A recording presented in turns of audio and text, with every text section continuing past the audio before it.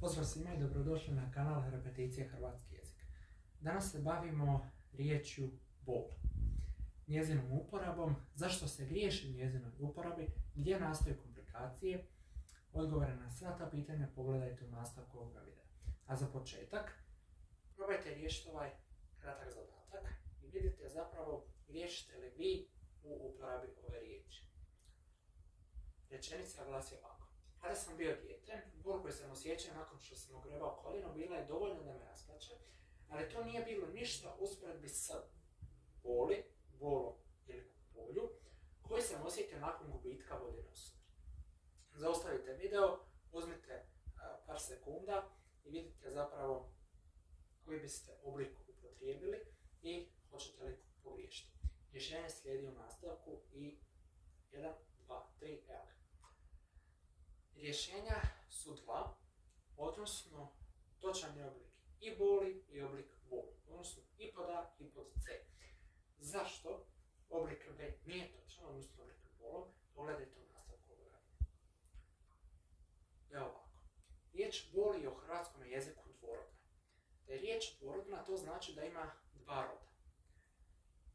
U ovom slučaju riječ boli je muškog i ženskog roda. Kada su neke riječi dvorodne, postoje razlike u značenju ili razlike u značenju nema. Kod imenica u hrvatskom jeziku uglavnom nema razlike u značenju. Kod riječi bol, znači nema razlike u značenju ako govorimo o dvorodnim imenicama, razlike u uporabi roda i značenja. Međutim, kod imenice bol značenje se razlikuje ako upotrebljavamo imenicu bol u muškom rodu i u ženskom rodu. Ako je upotrijebimo u muškom rodu, označavamo nekakvu tjelesnu bol, tjelesnu patnju. Ako je upotrijebimo u ženskom rodu, označavamo ljubavnu bol, duševnu bol i sl. Pogledajmo kako izgleda sklonidba ove riječi. Muški rod, ženski rod, jednina, množina, padež. Pogledajmo prvo oblike koje smo imali na početku videa u onoj rečenici. To je ženski rod jednine u instrumentalu, bol i boju, i muški rod jednine u instrumentalu bol. Vratimo se, vratimo se na početak, na ovu rečenicu, evo da. Znači, boli i boju. Pogledajmo što kaže, na što se odnosi ovo ovdje. Osjetio nakon gubitka voljene osobe. Vidimo da izražavamo nekakvu duševnu bol, duševnu patnju. I onda nam treba ženski rod.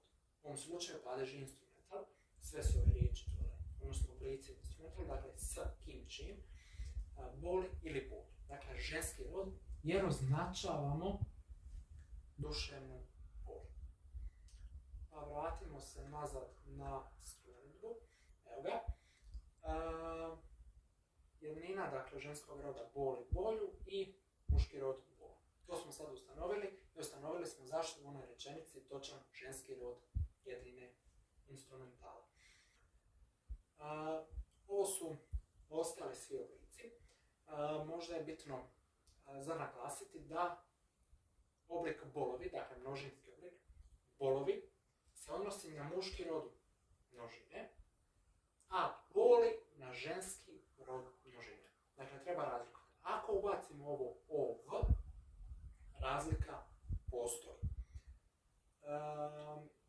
Ostatak možete proučiti sami. Evo mala pomoć.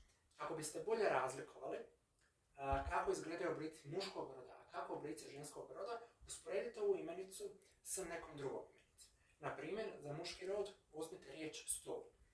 Sklonite riječ stol i vidjet ćete da će ta imenica poprimiti iste nastavke kao imenica bol u muškom rodu. Za ženski rod uzmite riječ sol i vidjet ćete da će imati iste nastavke kao i imenica bol. Kada to usporedite, možda će vam u glavi biti to malo jasnije, sistematiziranije i bit će vam lakše u uporabi ove riječi. Još bih naglasio zašto je u ženskom rodu jednina u instrumentalu ovaj oblik, zašto ima dva oblika, zašto nije samo jedan, zašto može i boli i boli. U instrumentalu jednine ženskog roda se može instrumental tvoriti s nastavkom i s nastavkom ju. Ako dodamo na nominativ jednine nastavak i, dobijemo boli, eto ga, jedan instrumentar, ali možemo i dodati nastavak ju. Dakle, bol plus ju. Ovaj l i j su uvjet za jotaciju i oni će zapravo dati glas lj. Pa može i boli, može i boli. Ista stvar će se dogoditi i kod imenice soli. Soli, soli. Evo onaj slajd koji ste malo prije slučajno vidjeli. Koja je razlika, dakle, od tih oblika muškog i ženskog roda u primjerima, odnosno u dva primjera, sveukupno 4. Dakle, točan stupac, netočan stupac. Pati od ljubavne boli je točno, ali pati od ljubavnog bola nije točno. Zašto? Ljubavna bol označavamo duševnu patnju. Prema tome, imenica mora biti upotrebljena u ženskom rodu. Pati od koga čega treba nam genitiv ženskog roda. Ljubavne bole. Ljubavnog bola ne može, zašto? Zato što označava duševnu patnju. Ovdje je ova imenica upotrebljena u genitivu muškog roda, to je neispravno. Pogledajmo drugi primjer. Strašni bolovi u želucu bili su razlog njezinog odlaska liječniku, ili strašne boli u želucu bili su razlog njezinog odlaska liječniku. Zašto je točno strašni bolovi, a ne strašne boli? To sam već bio i naglasio. Da, oblik bolovi s ovim ov se odnosi na muški rod množine, a boli na ženski rod množine. Znači, bolovi u želucu označavamo nekakvu tjelesnu bol, moramo upotrijebiti onda ovu imenicu u muškom rodu. Znači, strašni bolovi, a ne strašne boli. Kao što je ovdje ljubavna bol. Još nešto. Vidite da uz ovu imenicu dolaze u ovom slučaju pridjevi. Ti pridjevi moraju se slagati u rodu, broju i padežu s imenicom uz koju stoje. Znači, ne možete ovu imenicu, ovaj pridjev upotrijebiti u tipa muškom rodu. Ako koristite imenicu bol u ženskom rodu, pridjev mora biti u ženskom rodu.